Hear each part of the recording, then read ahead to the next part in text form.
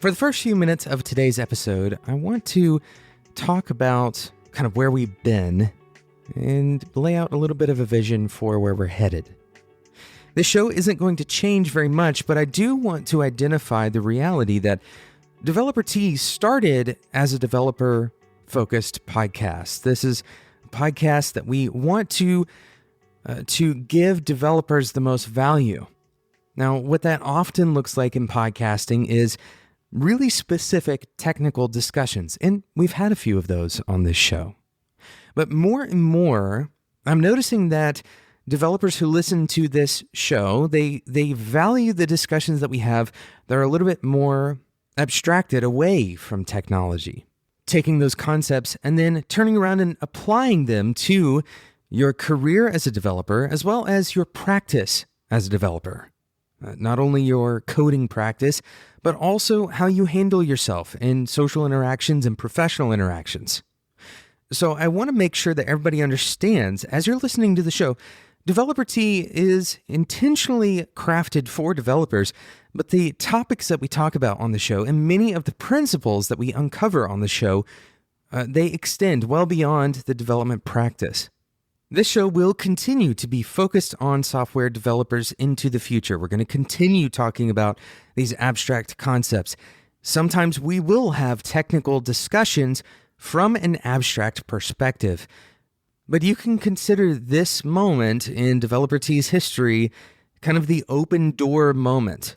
We're not restricting the people who listen to the show to only software developers, because as it turns out, software development is becoming a more and more open field. The value of creating software is going far beyond, web development or even application development, and it's extending into every other sphere.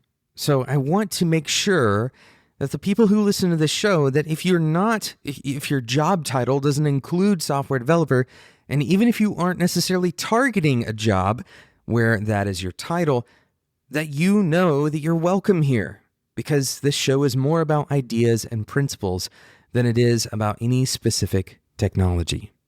And the truth is, we've had all kinds of people listen to this show and reach out and say thank you, because the show has provided some kind of value well beyond the software development practice. So I appreciate you for already listening to the show, but I also want to extend that welcome to anyone who's listening to this for the first time, or maybe you're a developer and you know somebody who can appreciate this show, even though they aren't necessarily a developer themselves. I encourage you to share whatever you think is valuable with those people. Okay, let's jump into the content for today's episode. If you haven't already guessed, you are listening to Developer T. My name is Jonathan Cottrell, and the goal of this show is to help driven developers connect to their career purpose and do better work so they can have a positive influence on the people around them. And you've already heard some of the ways that we do this. We talk about abstract ideas. We talk about a lot about how the brain works, about how we can work effectively as humans. So in today's episode, we're going to talk about a very important subject. Of course, it's to do with the way we think. Not just the way we think in general, not the way we process information, but the way we view ourselves, and as a result, the way that we view others. Now, we talked about imposter syndrome on the show before, and of course, developers deal with this perhaps more than most others because there's so much technical knowledge that developers end up needing. Of course, developers aren't alone in feeling like imposters. We all, at some point or another, feel like we aren't good enough for a job, or feel like we aren't good enough to speak on a subject. And perhaps this can be seen as one end of the spectrum of confidence. But what about the other end? What about overconfidence? This is a topic that we haven't talked a lot about on the show, partially because so many developers deal with underconfidence. But overconfidence, as it turns out, is something that is uniquely and almost universally human. It's something that humans portray quite often, the idea that we have a high level of confidence in ourselves.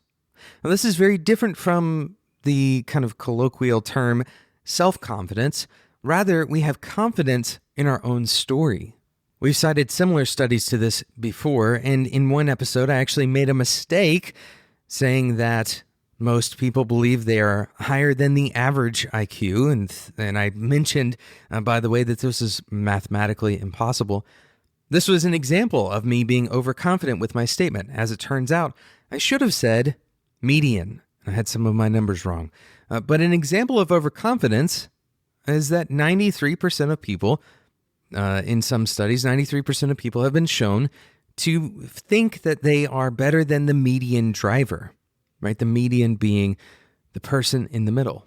Now, aside from this being very difficult to measure, perhaps we could measure this by the number of speeding tickets and the number of wrecks that the person has had.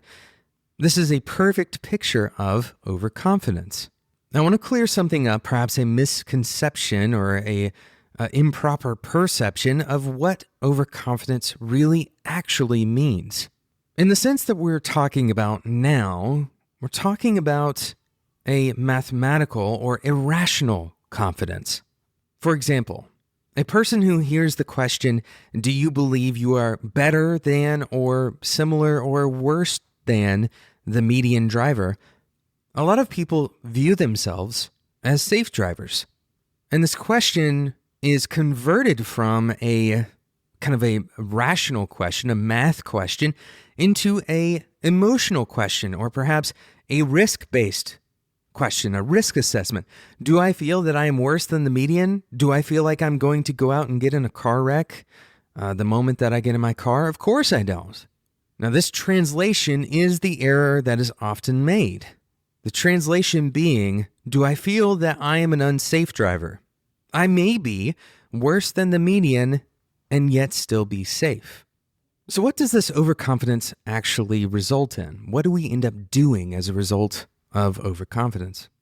Well, sometimes all we're doing is simply ignoring the odds, ignoring the reality. And although I don't have any studies or data to back this up, I think that we may have a twisted version of overconfidence as developers that actually fuels our sense of imposter syndrome.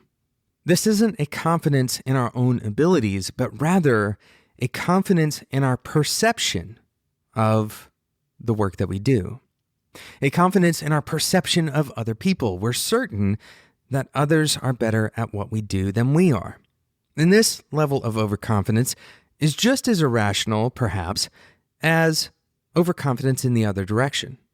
Similarly, if we think that we are a shoo-in for a job, for example, or maybe, like many other developers who have come before us, we practice overconfidence in what we take on, this kind of infamous phrase, this should be easy. If we practice that overconfidence, we will often experience those negative effects. Of course, this would act as fuel for our sense of imposter syndrome. So how do we break out of overconfidence in any particular way, in any particular field? One way is to try to remind yourself of probabilities. Try to make the probabilities as tangible and easy to understand as you can. Let's say, for example, that you are 1 in 100 candidates for a job. Let's say that all 100 candidates are equally talented, that you're equally qualified, you have similar backgrounds. In this case, you have a 1 in 100 chance of getting that job, a 1% chance. Of course, that percentage may be skewed based on ordering or something as strange as whatever that person ate for breakfast that day that is making the hiring decision. But at a baseline, you can kind of imagine that, well, I'm not very likely to get this job simply because it's a highly sought after job. Now let's imagine that you're more qualified. Well, that pool becomes a little bit smaller, maybe 20 out of 100. But the reality when you're applying for jobs is that until the number of candidates for a single position is reduced to 2 and you have an edge over that other person, you are statistically unlikely to get the job. Think about that for a moment. Until you are one of 2 people which would put you at 50-50, and then you gain the edge. Somehow you are better than that person. So 51-49, for example. Until that moment, you are statistically unlikely to get the job. Of course, you can also say that, well, everyone else who is equal to my experience level or who has the same luck that I do with whatever that person ate for lunch that day, they have the same statistical likelihood as me. So how can I be unlikely? Well, all of those people are also unlikely to get the job. When you recognize this reality, and it's not just with job hunts, it's with anything that you're really trying to do. For example, starting a company. When you recognize the reality of these probabilities, you can start to adjust your expectations. You can start to make plans for things that are more likely. For example, instead of only applying to one company that has a highly sought-after position, perhaps you send your application to multiple companies. If you have a 1 in 20 chance and you apply to 20 different companies, there's a very real possibility that one of those 20 companies will choose you. But recognize what we've done by looking at the math, by looking at these probabilities and trying to make them as real as we can. Number one, we've identified that, well, your chances of getting that highly sought-after job, they're just going to be low. Even if you're a highly qualified candidate, you're still relatively unlikely to get the job. But the second thing that we've done, so that's addressing that first overconfidence issue where you feel like your qualifications should directly correlate to your chances of being hired. But the second thing that we've done is hopefully we've helped reduce some of that sense of imposter syndrome. That you, along with a lot of other people, are not going to get that particular job, that sought-after job. Of course, this shouldn't deter you from taking the steps that you feel you should take and applying to the companies that you feel you should apply to. Of course, if you never try, then you never have a shot at all, right? It's better to have a slim chance than no chance whatsoever. So don't take this as a message of discouragement, but rather as a message of encouragement to be rational, to give yourself the latitude and the kind of decision-making platform that probabilities provides you. Think in terms of likelihood. This will allow you to prepare. And if you have the possibility of some disaster occurring, let's say you have a 5% chance of being laughed out of the room, prepare for that 5% chance, but do so in proportion to that likelihood. This is what rational thinking is all about. Sometimes rational thinking is very difficult to do. For example, thinking about a 0.009% chance, that's very difficult to do because a lot of the time we actually round down to zero, but because it's not zero, we tend to round up a little bit. Our perception of what's called the possibility effect, the fact that it's not zero, that it's even slightly above zero, has a major impact on the way that we understand that number, that likelihood, that probability. This was, as many other things that we talked about on this podcast, illustrated in Daniel Kahneman's book, Thinking Fast and Slow.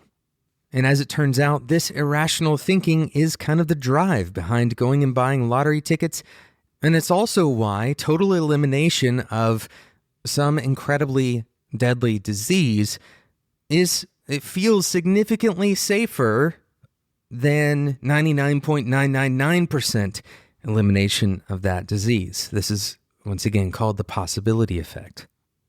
And so while our minds can't always wrap around numbers perfectly, while we can't always imagine those probabilities exactly right, when we try to make them as tangible as possible, when we try to create some kind of visual representation, even in our mind's eye, some kind of visual representation, this can help us get a grasp on how much energy, how much thought we should put towards a particular direction.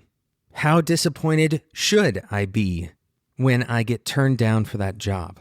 And instead of being overconfident with your estimates, instead of being overconfident with your code, instead of being overconfident in yourself, I encourage you to look back to the numbers. Trust the data as much as you can until the data betrays you. I haven't heard of it happening, but I certainly would be interested in hearing of it happening. Thank you so much again for listening to today's episode of Developer Tea. Whether you are a developer, a designer, or something totally outside of software development, outside of web development, if you're in a totally different sphere, I am so happy that you're listening to this show. If you don't want to miss out on future episodes of Developer Tea, I encourage you to subscribe in whatever podcasting app you are currently listening to this episode with. Thank you so much for listening, and until next time, enjoy your tea.